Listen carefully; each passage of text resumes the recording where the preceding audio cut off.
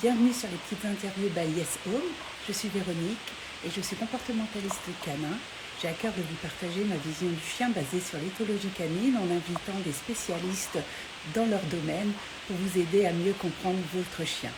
Aujourd'hui, nous avons la chance de recevoir Nicolas de Libre comme Flair qui va nous rejoindre et qui va nous partager son expérience, sa grande expérience des balades collectives.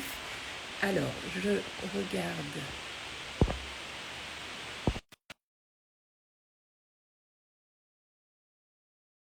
Bien, je vous souhaite à tous et à toutes une très très belle année, et ainsi qu'à vos loulous. Et merci de nous suivre. Donc, hello, Salut, ça va? ça va? C'est bon, tout fonctionne? Écoute, Par les, rapport à tout à l'heure? les amis vont nous dire s'ils nous entendent, Ouais. si on. En tout Normalement, cas, mon support de téléphone devrait tenir. Je l'ai un petit peu amélioré entre-temps. super. Donc, on va peut-être pouvoir faire 15 minutes de Voilà. plus. Ok. Bon, bah écoute, je suis vraiment ravie. Merci d'avoir accepté. On Avec va plaisir. parler des balades encadrées par un professionnel. Merci des pouces levés, ça veut dire que tout fonctionne. Est-ce qu'avant de commencer, tu peux te présenter pour les personnes qui ne te connaissent pas encore? Alors, moi, c'est Nicolas Parcas. Contrairement à ce qu'on lit souvent, j'ai pas grandi entouré de chiens. C'était ni une évidence pour moi au début de finir par travailler dans le monde du chien. À la base, je travaillais dans le bâtiment. Et donc, en 2008, donc c'était un métier qui me plaisait pas et j'ai cherché autre chose à faire à l'époque. Et donc, j'avais ma chienne qui à l'époque avait 2 ans et j'avais découvert le BP éducateur canin. J'avais croisé un éducateur canin et je m'étais dit, bah tiens, pourquoi pas. Et donc, en 2008-2009, j'ai passé le BP éducateur canin avec Nicolas Cornier dans la Marne, à l'Épine. Et voilà, après ça, j'ai été démarché par une grosse entreprise d'éducation sur Paris, pour qui j'ai travaillé pendant 6 ans. Et voilà, avec le temps, il y a eu quelques désaccords qui ont fait que je voulais faire autre chose, toujours en travaillant avec les chiens. Et c'était voyant le constat qu'il y a beaucoup de chiens qui s'ennuient, puis j'avais aussi besoin de dégager plus de temps libre pour moi, parce que j'avais énormément travaillé pour cette boîte. C'est ce qui m'a réorienté sur la promenade. Et aujourd'hui, donc ça fait 7 ans que je suis à mon compte et que je fais de la balade et aussi un petit peu de pension. D'accord. J'invite d'ailleurs les personnes sur Facebook ou sur Instagram, les personnes qui ne te connaissent pas encore, à te suivre parce que c'est ta page et moi je te suis depuis très longtemps et je trouve très très inspirant. Bah, Ça donne envie. merci. Les balades sont calmes, enfin on va en parler. Et justement, on s'improvise pas promeneur. Qu'est-ce que tu peux nous dire d'une balade idéale encadrée par un promeneur? Donc au niveau des balades, déjà ça va passer par le fait de sélectionner on peut pas mettre n'importe quel chien ensemble en fait, hein. Le fait qu'on soit tout seul pour gérer un groupe de chiens, forcément on est obligé de faire une sélection des membres de la promenade, quoi. Si on va mettre ensemble un groupe de jeunes chiens qui sont tous en recherche d'excitation, on va très vite être débordé, avoir des chiens qui courent partout. Et ça, on peut pas gérer ça tout seul. Les choses, par exemple, qui sont mises en place dans les balades sociales avec les éducateurs, qui font eux-mêmes généralement une sélection, mais on va souvent dire aux humains de s'éloigner parce que le chien monte trop en excitation, de rester en retrait, de gérer à la longe. Nous, on est tout seul. Donc forcément, la première chose pour des balades de qualité, c'est de sélectionner les chiens en balade. Je parle même pas forcément du nombre de chiens, parce que j'ai déjà vu 4 chiens poser, ou même 2 chiens poser plus de problèmes qu'une quinzaine. Mais c'est vraiment d'abord la sélection des chiens. Le but, c'est d'avoir des balades calmes pour déjà que les chiens les plus matures puissent se balader tranquillement, sans être harcelés. Et aussi, pour les chiens plus jeunes ou plus immatures, de pouvoir gagner en maturité et de ne pas créer en gros, de pas favoriser des comportements d'harcèlement, de surexcitation, etc. Ok. Et Oui. Et justement, les compétences d'un bon promeneur pour accompagner tout ça, on verra en ouais, détail, mais ça serait quoi les compétences qu'il faut avoir? déjà, il faut aimer les chiens, c'est la base, voilà, parce qu'on est tout le temps avec des chiens, donc on passe beaucoup de temps, donc c'est vraiment le premier truc. La formation, parce que c'est vrai que légalement, pour exercer dans le milieu du chien, la cassette suffit, donc un QCM où ça peut se limiter juste à quelle est la différence entre un chat et un chien, quoi. Enfin bref, j'exagère un peu, mais c'est presque ça. C'est quand même une forte responsabilité, hein. On est dans un espace public avec plusieurs chiens. Il y a d'autres personnes qui ont le droit de se balader tranquillement en forêt. Et donc, ça décide des compétences pour que ça se passe bien. Et donc, il faut parfaire sa formation, en particulier sur la lecture du chien. Parce que dans de nombreux cas, il y a une mauvaise interprétation des comportements des chiens. Souvent, des chiens qui font des courses-poursuites, on va dire ah bah tiens, ils jouent. Et on voit beaucoup de groupes de promenade où les chiens sont en permanence surexcités. Ça commence dès la descente du camion. Et donc ça, c'est lié donc à une mauvaise sélection des chiens, trop de jeunes chiens ou voilà, et aussi une mauvaise lecture. Ah bah tiens, les chiens jouent, on les laisse jouer, c'est formidable, ils se dépensent, alors que c'est pas du tout le cas. Et par exemple, la descente du camion, tu vas sélectionner un ordre, les plus calmes d'abord. Comment tu fais pour que ça se passe? Il y a différents profils de chiens dans la balade, hein. Donc moi, comme ça fait un certain temps que je fais ça, j'ai un groupe qui est assez vieux. Donc la grande majorité des chiens, c'est des vieux chiens qui sont vraiment tranquilles. Donc la descente, mais l'ordre défini, c'est vraiment les plus calmes en premier. Et puis ne serait-ce que voilà, pour travailler la gestion de frustration. Si vous avez un chien, ça c'est valable même une personne qui balade son chien. Si le chien est surexcité pour descendre de la voiture, c'est important d'attendre qu'il se calme pour que la porte s'ouvre. Ça permet de travailler sa gestion émotionnelle et si on ouvre en grand le camion et qu'on laisse sortir tout ça, forcément il y a des chiens qui vont s'exciter et le début de la balade, il sonne vraiment l'énergie de toute la balade, quoi. Donc il faut temporiser la descente, ne serait-ce que parce que sur le parking on n'est pas seul et donc on ne peut pas laisser des groupes de chiens surexcités tourner en rond sur le parking. Voilà, donc d'abord les plus calmes. Et progressivement, on fait descendre les autres. Ceux qui ont besoin d'une longe en début de balade, ils seront en longe. Et voilà, et après, on commence à marcher tranquillement. Et la longe, elle va te servir à quoi, justement? À quel chien tu vas mettre une longe? Alors, déjà, un chien qui vient d'être intégré au groupe, on ne le connaît pas, il faut créer du lien, on ne sait pas comment il va se comporter sur les croisements, etc. Même si on parlera après de comment on intègre un chien dans un groupe. Mais voilà, avant de connaître parfaitement le chien, il faut l'avoir testé en différentes situations. Donc, pour les nouveaux. Et après, ça va être surtout par rapport aux chiens en recherche d'excitation. Donc des chiens qui sont un petit peu harceleurs. Alors moi, personnellement, dans mon groupe, il y a beaucoup de chiens qui sont en capacité de dire stop et qui vont. Mais après, la réponse en face, il y a des chiens qui peuvent être vraiment harcelants, insister. Et à ce moment-là, j'aide le chien en question avec une longe pour le faire renoncer et l'encourager plutôt à mettre son museau au sol et à partager les odeurs. D'accord. Ok, ça marche. Et toi, tu vas justement, comment tu vas intégrer un nouveau chien? Tu as ton groupe de base déjà qui est calme et qui montre l'exemple en quelque sorte. Donc ça, c'est une base hyper confortable. Mais comment tu intègres un nouveau chien à ton groupe? C'est une base confortable, mais en fait, ça met des années J'imagine. c'est aujourd'hui, forcément, c'est plus facile parce que l'essentiel du groupe, c'est des vieux chiens qui sont très calmes. Donc, quand on intègre un nouveau, c'est facile, mais c'est pas le début, il n'est pas comme ça forcément. Il faut donc faire une sélection. Donc, ça commence par au téléphone, hein, on prend quelques infos sur le comportement du chien, les besoins, etc., l'attitude de l'humain vis-à-vis du chien. Et après, en fonction de ça, si les critères sont OK, voilà, la balade en groupe, ça ne convient pas à tous les chiens. Il y a des chiens, un chien qui est hyper tendu avec les congénères, réactif, etc. Le mettre en immersion dans un groupe, c'est clairement pas la bonne chose. Il faut d'abord, au préalable, souvent, je m'oriente vers un éduc qui va, lui, bosser sur terrain, faire une lecture du chien sur terrain, c'est sécurisé, hein, on ne peut pas mettre le chien au milieu d'un groupe de chiens.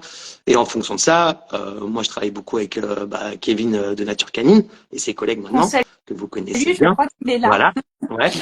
Et en fonction de ça, si lui estime que ça peut être bénéfique, par la suite, on peut éventuellement prendre ce type de chien en balade. Donc ça, c'est la première chose. Et après, les chiens trop sensibles aussi.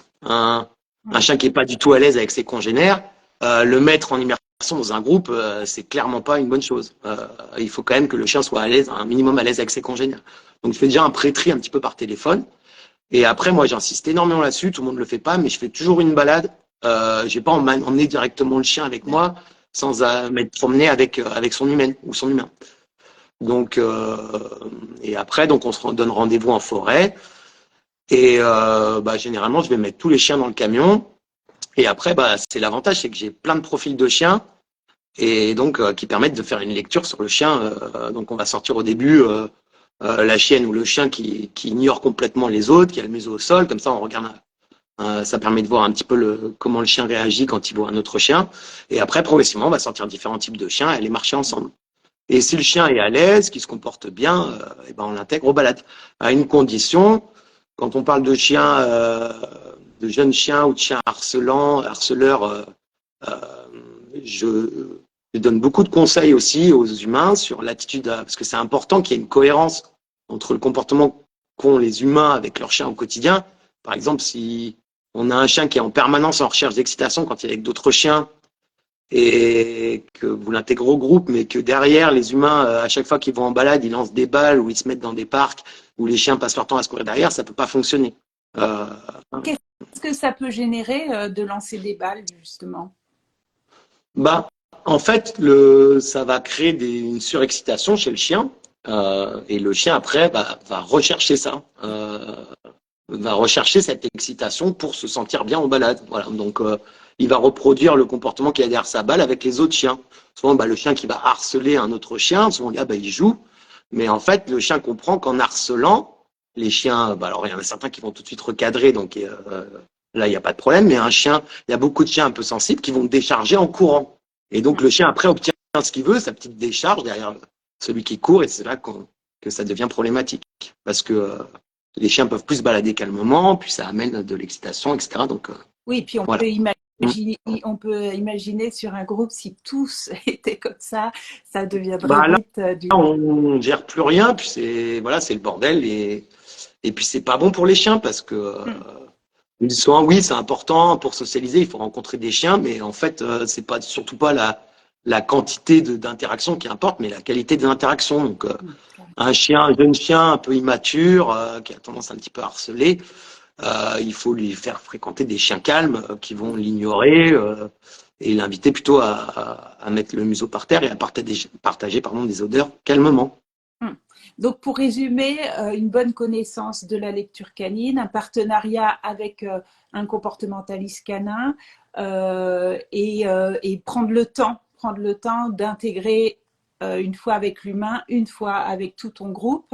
Quelles sont les raisons qui font que malgré tout, tu vas refuser un chien? Parce que ça peut être une réalité aussi. Ouais, bien sûr. Alors, le chien trop sensible, donc si le chien est vraiment pas à l'aise, congénère, qui va se planquer sous la voiture à la vue d'un chien, forcément, on n'insiste pas. C'est pas productif pour le chien de se balader en groupe. Il faut bosser d'abord là-dessus. Puis il y a des chiens tout simplement qui aiment être tranquilles en fait, qui veulent être tout seuls et donc la balade en groupe, ça convient pas à ces chiens-là.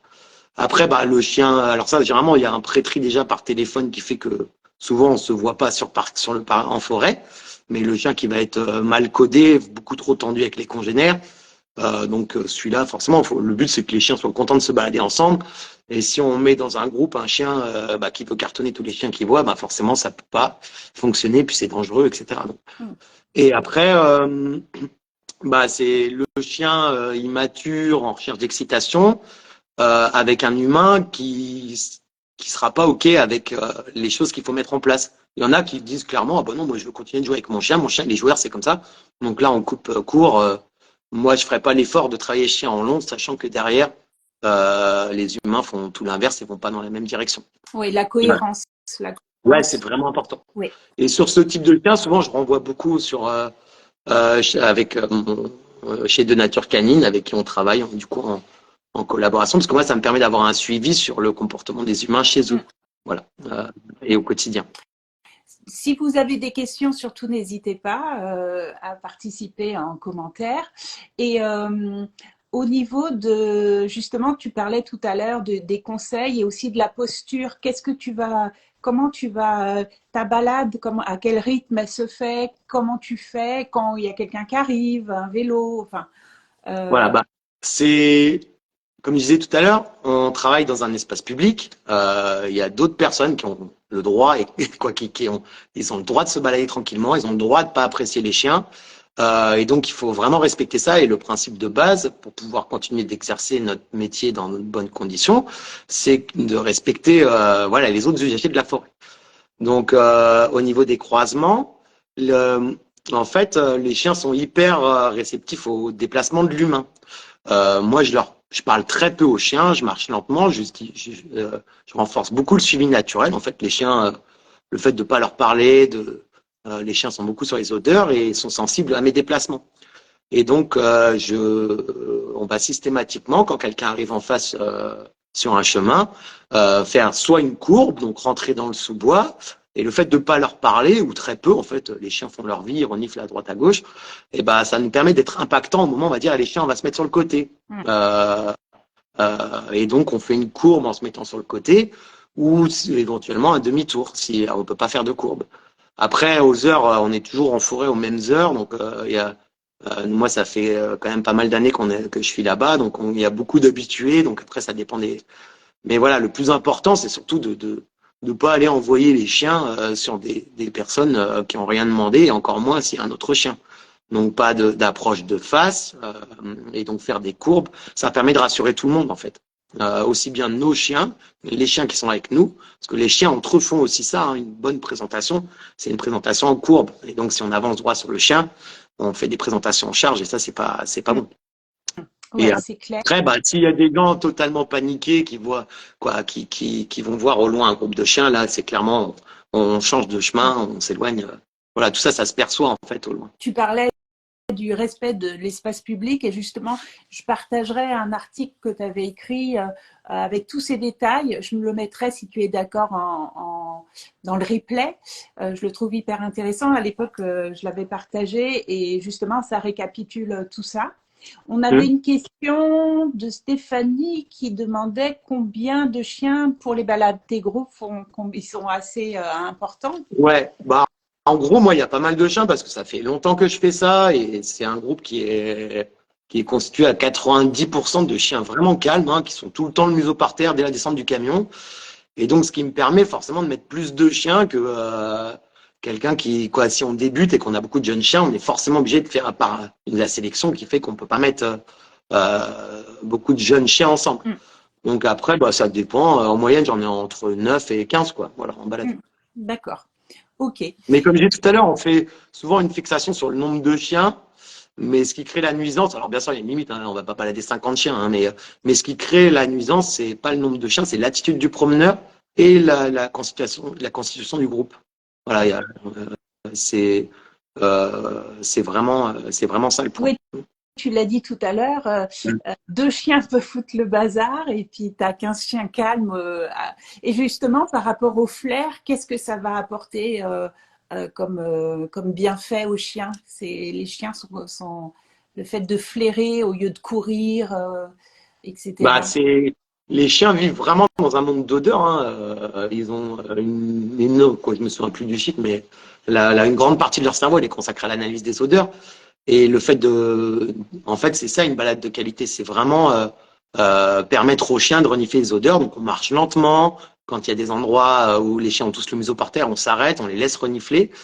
Et ça permet d'avoir des chiens en fin de balade qui rentrent, qui sont vraiment apaisés, qui vont rentrer, qui vont se poser facilement, beaucoup plus que quelqu'un qui va aller sur un terrain de foot lancer de la balle à son chien. Et en fait, on énerve le chien il rentre, il est toujours énervé, quoi. Voilà. Donc c'est vraiment respecter le fait que le chien vit dans un monde d'odeurs, il faut les poser sur les odeurs. Donc on va pas se balader à vélo, on va pas courir, on marche lentement et on respecte. Quand ça sent bon, on s'arrête. Voilà. Ça, c'est important parce que c'est vraiment une idée reçue encore d'actualité que il faut que je dépense mon chien et je le fais courir et je lance la balle, etc. Et évidemment, c'est le cercle vicieux puisque le chien est tout le temps énervé, se pose pas. Oui, après le chien recherche ça en permanence. C'est ça. Voilà, moi, il y a un des derniers chiens intégrés au groupe, là, c'est un berger australien qui a pas mal été allumé avec la balle tout petit, en fait. Donc maintenant, les humains ont mis en place plein de choses, donc ça change. Mais en fait, il était constamment, il fait rien d'autre que chercher l'excitation. Et donc là, ça s'améliore, hein, parce que les chiens rentrent pas dans son jeu, parce que je gère aussi à la longe.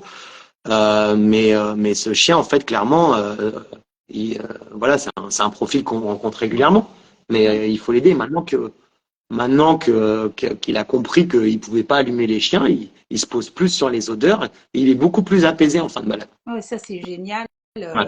Ouais, c'est génial parce qu'en fait, ils s'apprennent mutuellement des choses Ouais. en plus de. Aussi bien des bonnes choses que des mauvaises. Ouais, c'est C'est ça. le problème.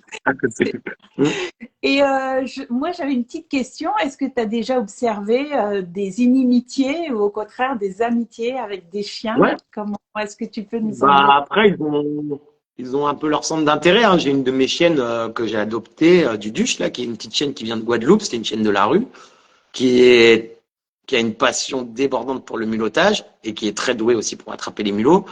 Et donc, elle a créé une espèce de passion commune autour des mulots. Moi, ça me va parce qu'en fait, c'est une activité où les chiens, forcément, ils restent autour de nous. Un chien qui a le museau par terre à chercher des mulots, il va pas aller courir derrière un chevreuil. Puis c'est une activité calme, hein. Oui. Voilà, on cherche des mulots. Et en fait, bah, du coup, ça crée, par exemple, il y a toute une bande dans le groupe qui fait du mulottage ensemble. Voilà.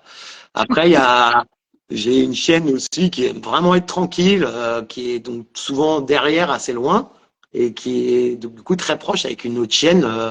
Bah, les deux, elles marchent régulièrement derrière, et après, bah, forcément, bah, il y a des jeunes chiens qui. Alors, je limite hein, le nombre de jeunes chiens en recherche d'excitation, donc à un ou deux. Et ceux-là, bah, justement, ils veulent aller, ceux qui veulent chercher à s'exciter, à faire des courses-poursuites ensemble, bah, c'est géré à la longe pour justement les encourager à changer leur fréquentation, à plus aller sur des chiens qui vont mettre le museau par terre et partager des odeurs, quoi. Ouais, ouais, Mais c'est super. ouais, en fonction des activités qu'ont les chiens en balade, il y a des chiens qui développent,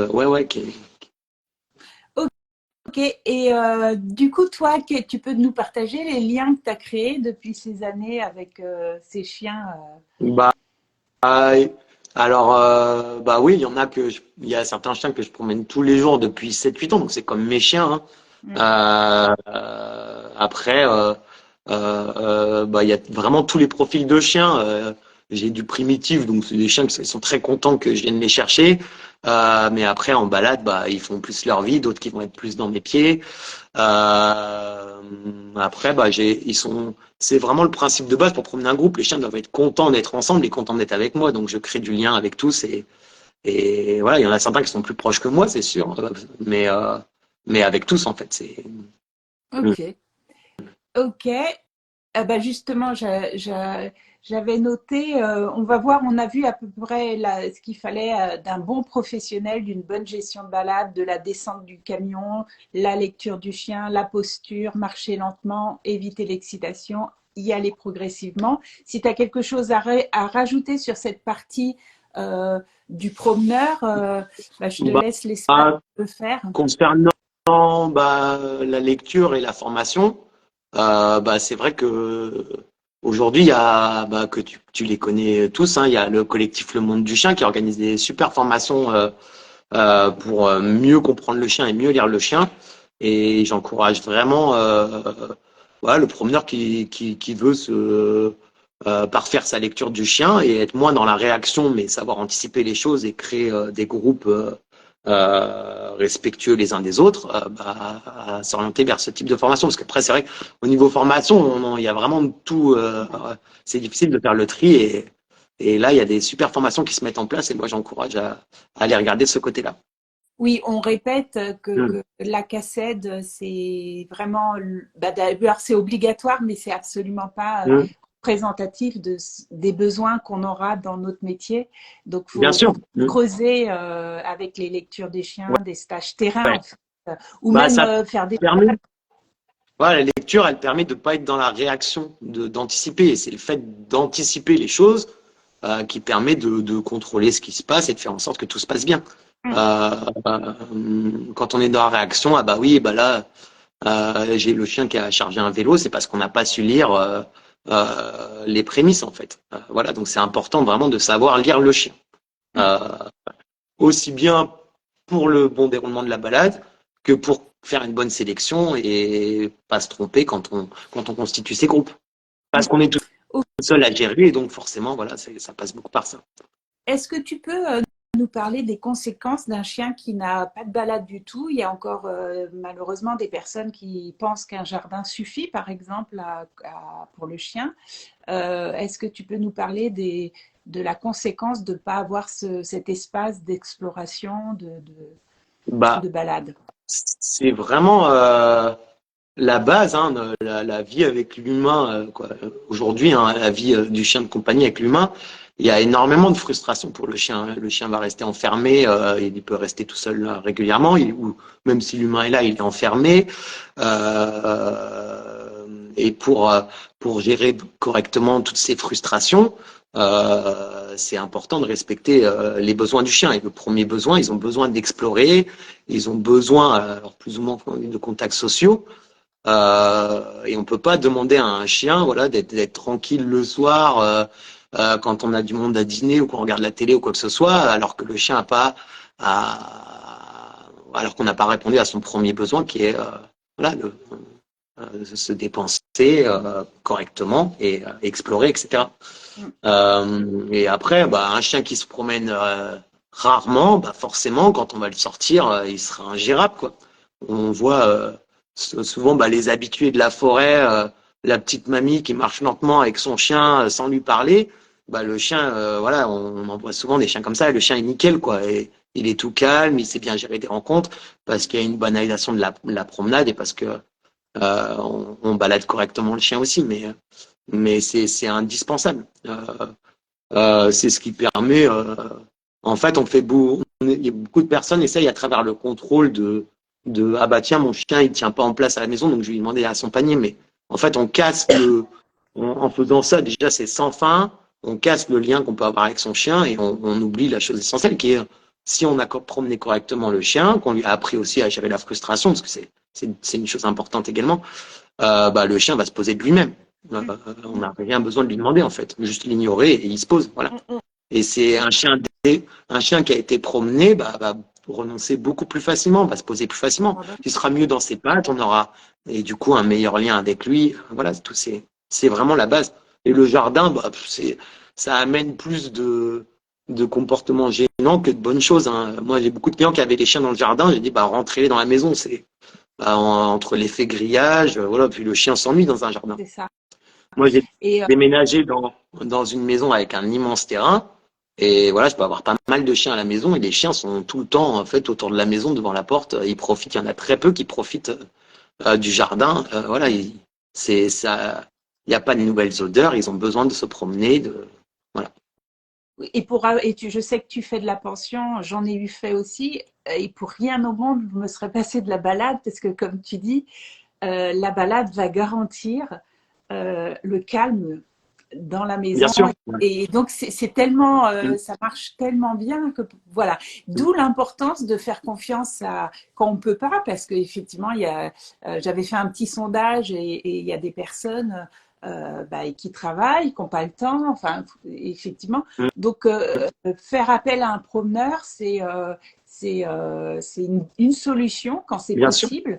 Encore faut-il, bonsoir Joël, encore faut-il, voilà, on a énuméré à quel point de vigilance là-dessus. Je pense qu'on a été clair. Si vous avez d'autres questions, n'hésitez pas à me le dire. Mais sur tout ce qui pouvait. Et puis la première base, c'est de faire une balade avec le promeneur, comme ça on voit comment le groupe se comporte, Ouais. etc. Alors c'est vrai que après nos clients, on les voit très rarement après, ou certains qui sont chez eux quand on va chercher, parce qu'il y a vraiment différents profils. Il y a des chiens qui restent tout seuls toute la journée.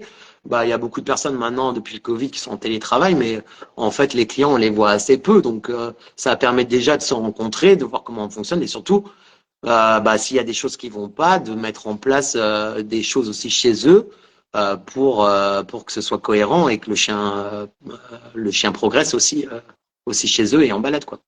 Et justement, est-ce que parfois tu as eu des chiens qui n'avaient pas de rappel au début et grâce au groupe et tout ça, le rappel est venu naturellement?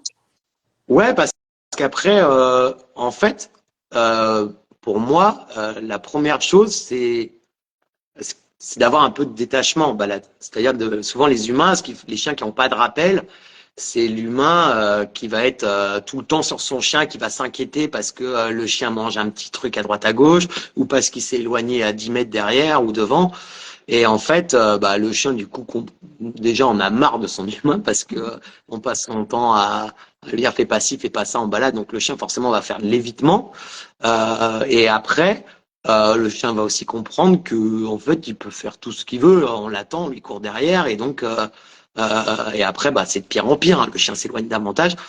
Donc, dans le groupe, moi, comme je disais, c'est la première chose, c'est que le chien doit être content d'être avec les autres chiens. Voilà, c'est ce qui permet de promener un groupe de chiens et ce qui fait qu'ils nous suivent tous. Une espèce. Et après, je leur parle très peu aux chiens. S'il y en a il y a un chien qui s'éloigne un petit peu trop, on part dans l'autre sens et le chien, du coup, se tourne la tête, voit qu'il est tout seul et il revient vers nous. Là, pareil, s'ils traînent derrière, on n'attend pas les chiens. Les chiens qui prennent trop d'initiatives, qui vont, parce que forcément, on fait un peu toujours les mêmes parcours, donc ils savent où sont les mares, etc. Donc le chien qui va prendre trop d'initiatives et aller de lui-même à la mare avant qu'on y arrive, on va le surprendre sans l'appeler, en fait, en changeant de direction, en se planquant un petit peu dans le sous-bois pour l'inquiéter. Après, c'est ce qui fait que le chien reste autour de nous. Après, bien sûr, il y a des chiens qui sont beaucoup trop allumés sur la chasse, qu'on peut pas lâcher parce que voilà, c'est. Ceux-là, tu les prends quand même, mais en longe. Non, il y en a certains que j'ai arrêtés parce que un chien le dernier en date, c'était un beagle qui s'allumait pas seulement sur la vue d'un chevreuil, mais sur les odeurs de chevreuil. Bref, et en fait, il décrochait pas. Et donc, il gueulait dans la forêt en tournant en rond et obligé d'aller chercher. Donc, c'était vraiment ingérable. Et donc, ça, j'ai arrêté. Ouais, après, on peut pas laisser des chiens partir derrière les chevreuils voilà, donc il y en a certains qui sont tenus en longe pour ça. Parce que, après, on le voit s'il y a trop d'odeur, que le chien va commencer à s'allumer un peu dans son bois, on le ramène et éventuellement on met en longe. Ok. Pour toi, un chien devrait se balader combien de temps, on va dire, je sais que chaque chien est Ouais. différent, mais combien de temps, on va dire, par jour Après, déjà plus que le temps de balade, c'est la qualité de la promenade. Parce que, après, c'est vrai qu'en environnement urbain, c'est compliqué d'offrir des balades de qualité. Après, il faut trouver des endroits où il y a un petit peu de place quand même, parce que marcher sur un trottoir, croiser des gens, forcément pour le chien, c'est compliqué. Donc c'est déjà trouver des endroits où on pourra offrir des balades de qualité. Les balades de qualité, c'est pouvoir permettre au chien de mettre son museau par terre, de renifler des odeurs et éventuellement de rencontrer des congénères dans de bonnes conditions. Donc déjà, il faut un parc ou encore mieux la forêt, parce que la forêt, l'avantage, c'est qu'on a de l'espace, les routes sont loin, donc ça nous permet de vraiment laisser le chien évoluer.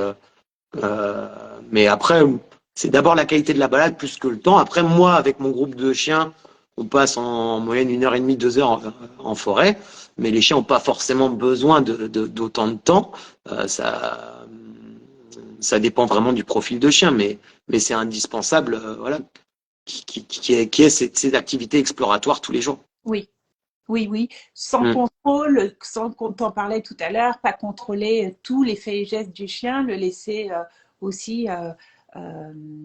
Ouais, c'est sa balade. Donc, demander à un chien de marcher dans les pieds au garde à vous sans mettre le museau par terre, c'est pas possible, quoi. Le chien, il se promène pas, il est juste frustré, il rentre, il est encore plus énervé. Faut pas oublier qu'à la base, promener un chien, c'est pour lui, c'est pour qui.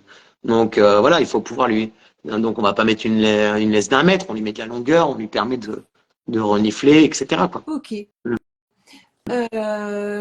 Est-ce que tu as des anecdotes qui t'ont marqué depuis toutes ces années de balade, positives ou même des galères de chiens qui… Ouais, après, il y en a eu, ça fait partie du métier, hein, mais Tu veux bien la dernière en date qui était assez troublante, on va dire, j'avais un husky qui vraiment un vrai chien primitif, hein, qui fait sa vie, qui est très autonome, que j'adore, hein, j'aime beaucoup les chiens de ce type. Et j'ai ma chienne que je vous parlais tout à l'heure, du Duche là, qui était partie mulotter, qui s'est retrouvée dans un trou de blaireau. Donc c'est hyper dangereux, hein, elle n'arrivait pas à remonter. Et ce chien qui d'habitude fait jamais attention à moi, il est revenu me voir plusieurs fois. Donc je me demandais pourquoi il me regardait comme ça. Et il faisait des allers-retours entre l'endroit où ma chienne était coincée dans le trou. Et donc c'est grâce à lui que je l'ai retrouvée. Et elle n'arrivait pas à ressortir en fait. Donc il est venu me chercher. J'ai trouvé ça assez troublant. Après il y a plein d'anecdotes, voilà, mais c'est après voilà, c'est Voilà, il y a des situations où on peut perdre des chiens, etc. Ça fait partie du truc. Il faut anticiper, faire la sélection sur voilà, si on met un groupe de chiens qui sont tous à la recherche de chevreuils, ça peut pas le faire. Donc voilà, faut faire attention et donc ça arrive de moins en moins. Voilà. Tu n'utilises pas du tout les GPS Si, j'en ai 3 que je mets systématiquement aux nouveaux chiens parce que voilà, D'accord. on connaît pas le chien. Ça peut être des trucs vraiment tout bêtes, hein, un chien qui va avoir peur de quelque chose et qui panique et qui fait un tout droit. Et là, il y a certains chiens qui réfléchissent vraiment plus et donc ça peut être hyper dangereux. Et après, voilà, on n'est pas à l'abri et ça peut arriver un chevreuil qui nous passe juste devant et il y a des chiens qui savent plus ou moins retrouver leur chemin à ce moment-là. Donc pour ça, c'est mieux d'avoir un GPS. Dans ton coin, il n'y a pas de chasse? Euh, c'est de la forêt domaniale, donc c'est des jours D'accord, qui sont prédéfinis. Donc après, on s'adapte. Mais c'est ça. C'est comme ici. voilà. Ouais. Après, autour de la maison, il y a beaucoup de chasse et donc pareil, on essaye de faire attention à ça et de pas se balader, de choisir les heures de balade. Ok.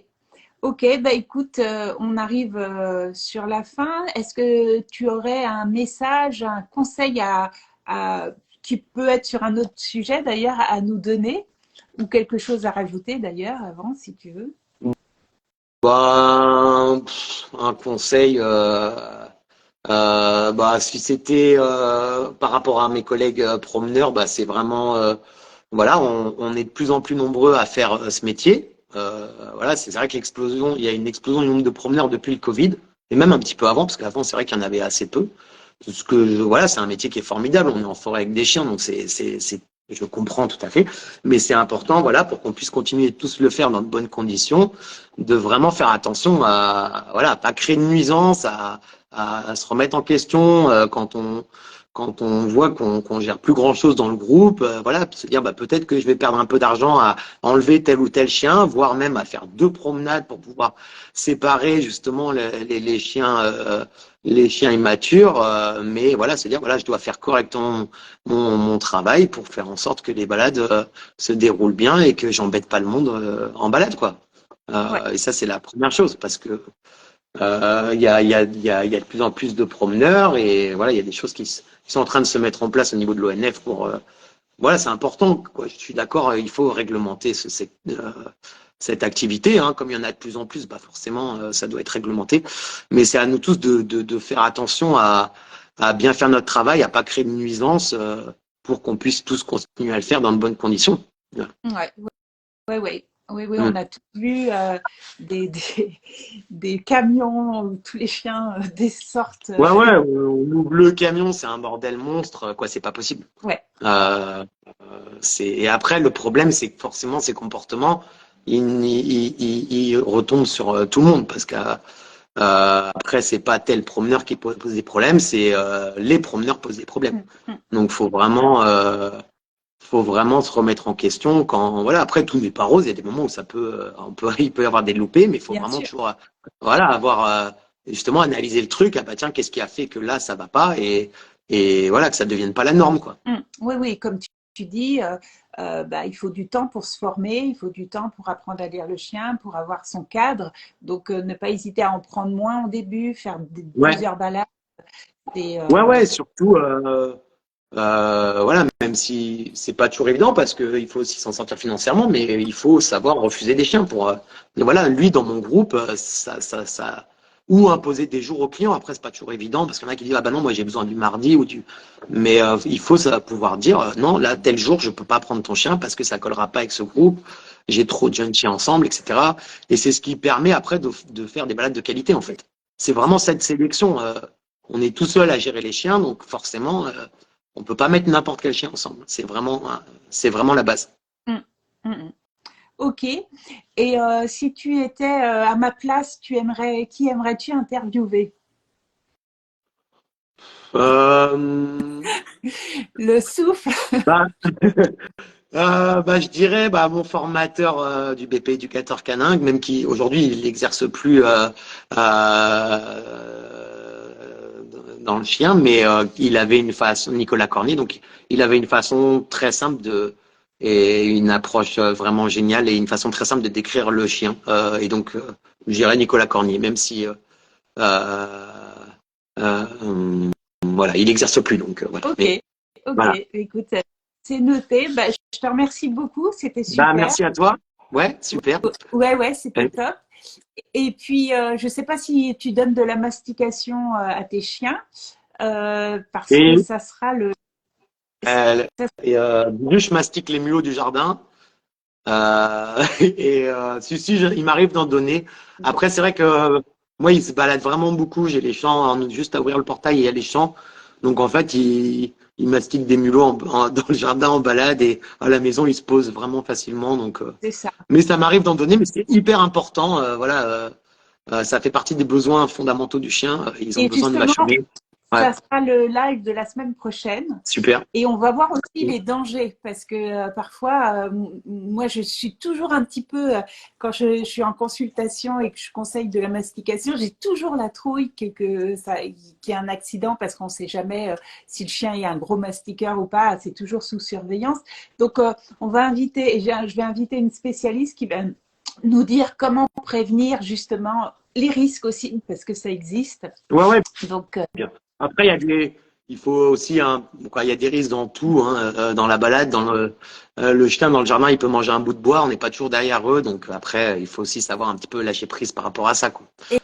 Ouais. et ben, donc tu as des pensées de Yoda et Jedi, ou Jedi, je sais pas comment. Oui. Voilà, il y a plein de merci, c'était super. Et ben, je vous Merci à toi. souhaite une belle soirée. Merci Nicolas. Je Salut. partage le replay dans la foulée. Et puis, comme disait mon grand-père, prenez ce que vous voulez et laissez le reste. À bientôt. Ciao tout Salut le à monde. toi. Salut.